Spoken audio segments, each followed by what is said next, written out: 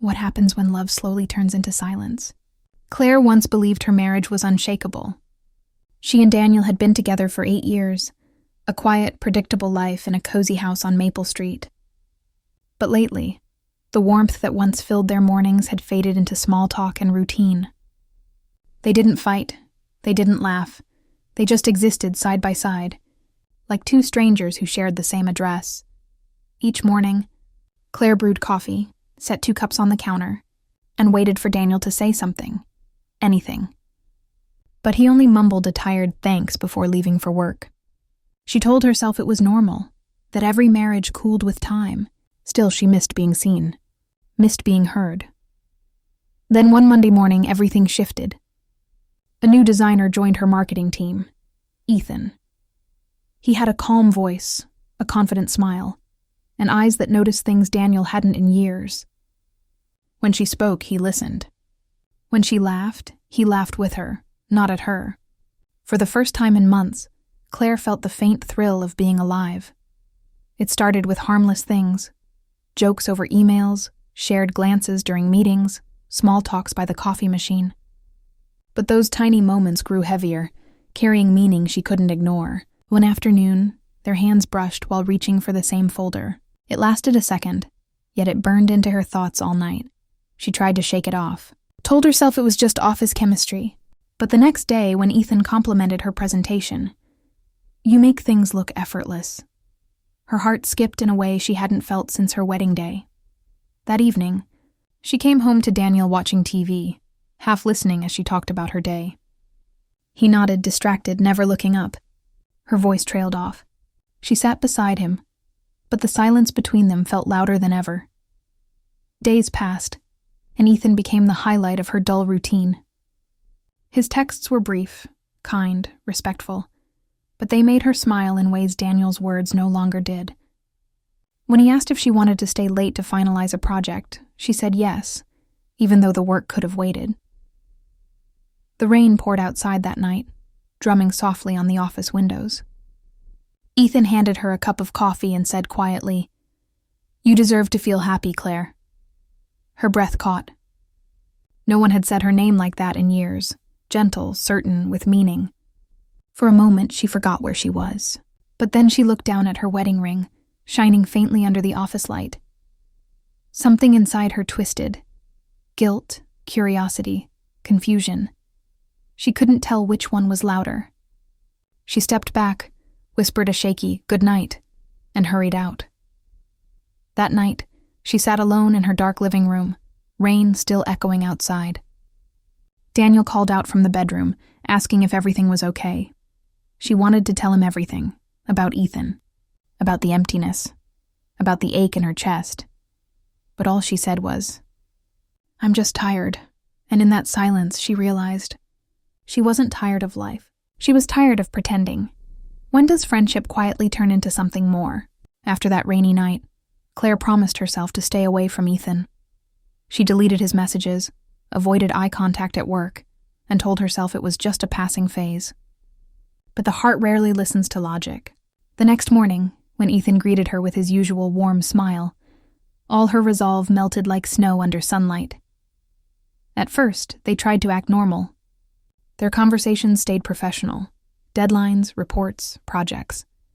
But every now and then, their eyes met a second too long. A smile lingered a little too much. It wasn't love, not yet. But it was something dangerously close to it.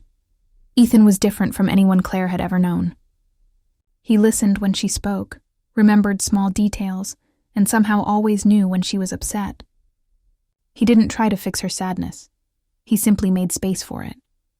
One afternoon, when she mentioned she loved autumn walks, he surprised her with a photo of orange leaves outside the office window. "Thought you'd like this view," he said softly. That one message stayed with her the entire night. Daniel, meanwhile, noticed small changes. Claire smiled at her phone more often. She hummed while cooking. He asked once, half joking, "Who's making you laugh these days?" She froze but quickly brushed it off, saying it was just a coworker's silly joke. He laughed with her, completely unaware that his wife's laughter no longer belonged to him.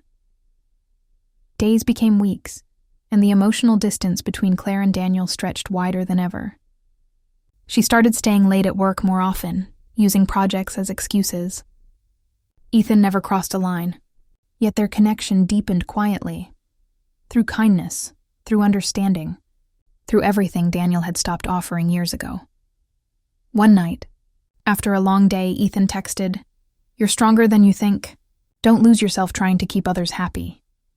The message wasn't romantic, but it hit her deeply. Tears filled her eyes as she realized she hadn't heard words like that in years. She knew it was wrong. This closeness, this comfort. So she decided to end it before it went any further. She drafted a message. "Ethan, we need to stop talking so much. It's better this way." Her hands shook as she hit send, but before she could put the phone down, a new message appeared. It was a photo. A candid shot of her laughing at her desk, sunlight falling on her face. Under it, Ethan had written, "You looked happy today. I hope you know how rare that smile is." Her chest tightened. That smile, the one Daniel never noticed, someone else had.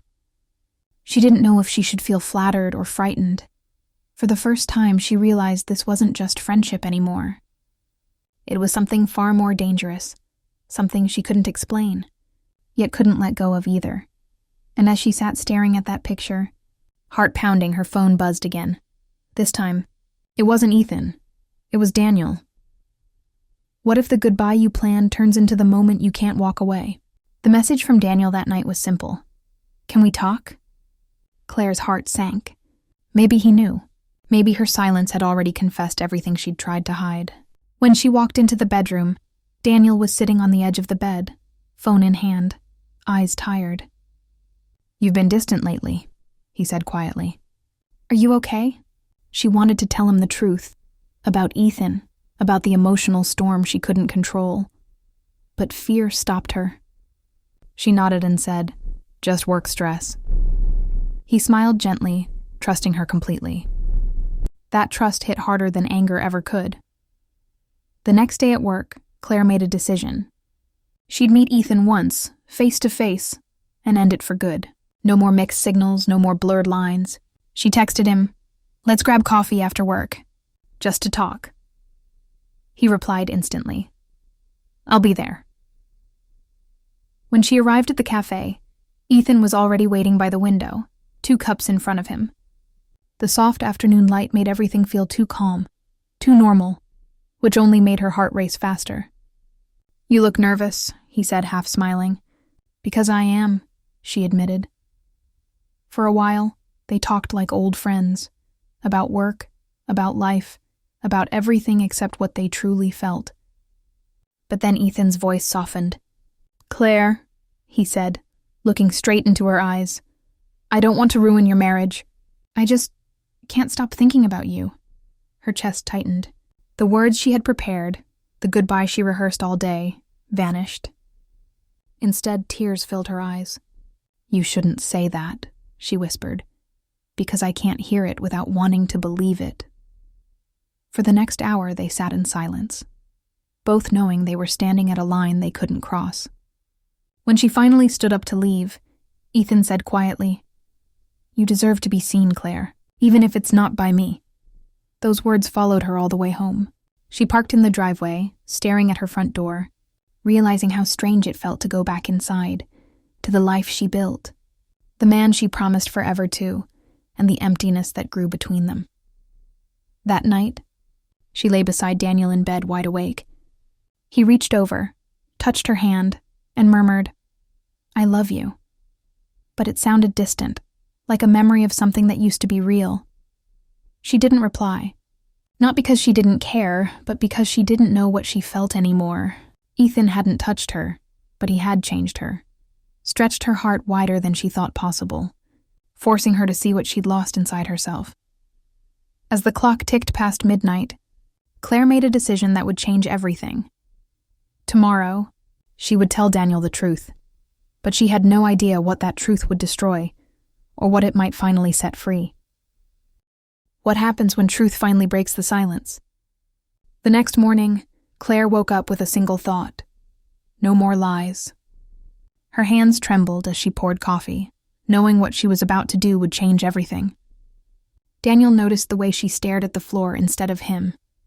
"You look pale," he said softly. "Are you sure you're okay?" She set her cup down and whispered, "No, I'm not." Her voice cracked as the words tumbled out. About Ethan. About the connection she hadn't planned. About the loneliness that had pushed her toward it. She didn't exaggerate or hide anything. Just the plain truth, heavy and honest. Daniel sat still, his face unreadable. He didn't interrupt, didn't raise his voice. When she finally finished, the silence between them was louder than her confession. "So, you didn't cheat, but you wanted to," he said finally, his tone flat. Claire nodded, tears streaming down. "I never wanted to hurt you," she whispered. He stood up slowly, walked to the window and said, "It's strange. I thought the worst thing that could happen was you leaving, but now I realize what's worse. You staying while your heart belongs somewhere else." Those words shattered her more than any anger could. For the next few weeks, they barely spoke. Therapy sessions followed, awkward dinners, long walks with no words. They tried, truly tried, but every moment felt like walking over thin ice. Ethan had already left the company by then. A quiet resignation email, no goodbye, no explanation. Claire saw his empty desk one morning, a small sticky note still on the monitor that said, "Keep believing in your light." She stood there for a long time, her eyes stinging. Months passed. Daniel softened, and Claire learned to be patient. Healing wasn't quick. It was quiet and uneven. Sometimes they laughed like before. Sometimes they sat apart, both unsure what us even meant anymore. But she stayed, not out of guilt, but because she still believed that love, even broken, could be rebuilt. One evening, while cleaning out an old drawer, Claire found an old photo of her and Daniel from their early years, laughing, wind in their hair, holding hands like they'd never let go. She smiled through tears. The image reminded her that love doesn't vanish. It just waits for honesty to bring it back. Still, something inside her had changed forever. Ethan hadn't been the beginning or the end. He had been the mirror. He made her see herself again, stretched her heart open until she finally faced what she'd been avoiding. The truth that real love can't live in silence. Claire stepped outside, feeling the cool evening air brush her face. For the first time in a long while, she felt calm. Not happy, not sad, just at peace. But as she turned to go back inside, her phone buzzed. A new message. It was from an unknown number, and the name at the top was Ethan.